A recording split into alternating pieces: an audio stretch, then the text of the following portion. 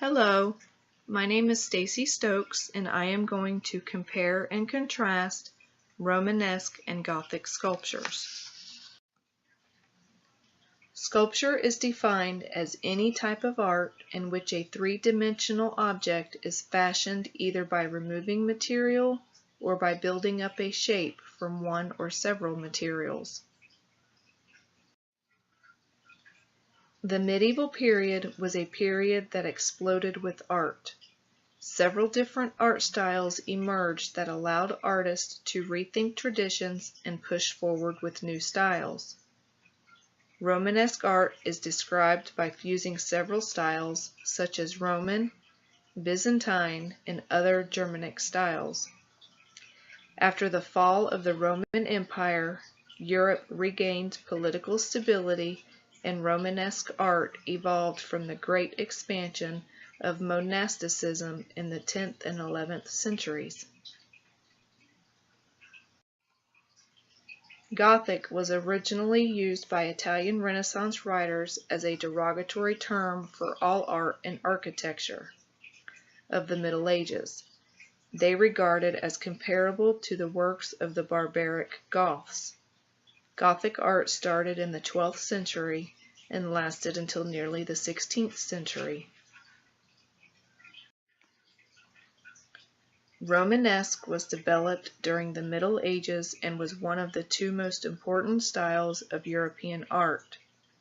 It began during the 1000s and lasted for more than 200 years. Romanesque artists were not concerned with naturalism.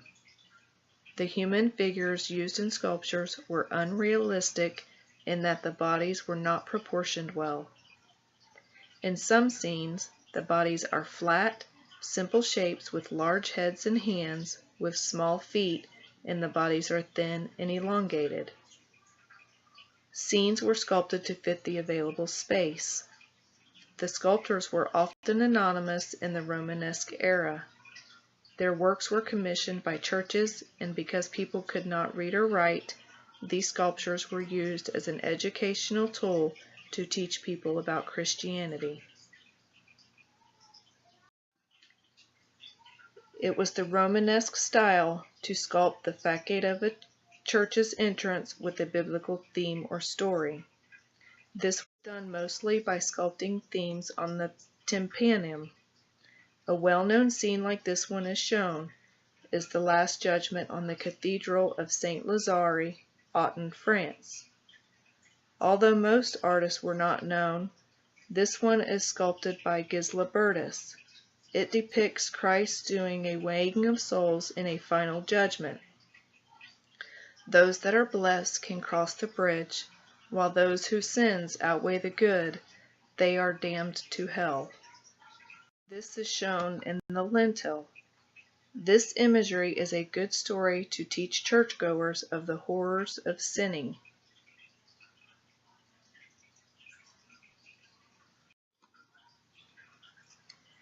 Gothic sculpture is the other most important style of Western European art. It evolved from Romanesque art. Like Romanesque, Gothic sculpture was also used to decorate the exteriors of religious buildings. The early Gothic sculptures were not much different than Romanesque in that the figures were in simple form and elongated. However, in the latter part of the 12th century, the sculpture became more relaxed and naturalistic. Individuals were shown more humanly, with elements of personality so they do not look so stiff. The faces of the statues have expression, like Jesus on a cross and Mary and her son. The clothing and gestures were more detailed. As sculptors honed in on their skills, their work gained from freedom and became independent from architecture. Usage of mythical creatures such as gargoyles and animal scenes were common in the late Gothic sculptures. Gargoyles were used to symbolize guardians of the buildings to ward off evil. Animal scenes were a reflection in the belief that God made the creatures of the earth. In addition, They were known to be symbolic of cultural values like loyalty or courage. Unlike Romanesque, Gothic sculptures were used by the richest and often used in funerals. Christian themes were also centralized in Gothic sculptures. One of the most famous sculptures is on the north front of the Chartres Cathedral in France. These figures in this picture are around the doorway of the cathedral, also called jamb figures. This photograph was taken by George Landau. These jamb figures is the Old Testament types of Christ. The use of perspective, proportion, and symmetry made these apostles more realistic. As you can tell in the picture, their figures are more defined, the clothing and gestures are more detailed. It is sculptures such as these that makes the Gothic era so notable even today. These are the sources where I got my information from. Thank you for watching, and I hope you enjoyed it.